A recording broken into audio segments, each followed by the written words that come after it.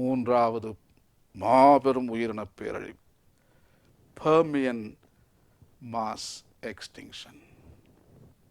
இதுதான் படுபயங்கரமான உயிரின பேரழிவு நமது பூமியின் வரலாற்றிலே நடக்கிறது.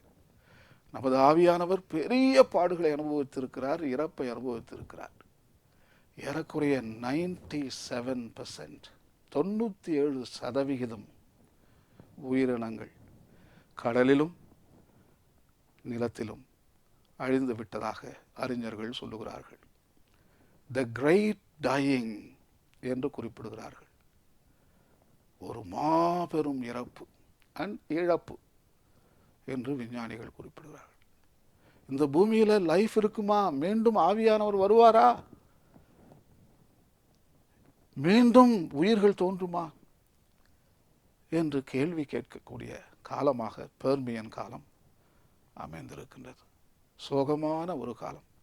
அடுத்து 4 மில்லியன் 40 லட்சம் ஆண்டுகளாக நிலத்திலும் நீரிலும் ஒரு சில உயிர்கள் தான் தாக்கு பிடித்தன.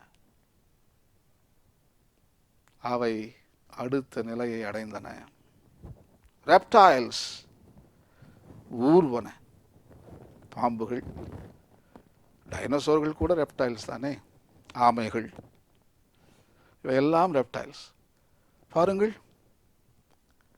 பெர்மியன் காலத்திலே இருந்த ஆம்பிபியன்ஸ் பாடுகள், இறப்பு, ஆவியானவர் அனுபவிக்கிறார், உயிர்க்கிறார், உயிர்த்து அடுத்த உச்ச நிலைக்கு வருகிறார். ரெப்டைல்ஸ் உயிர்ப்பு ஆல்வேஸ்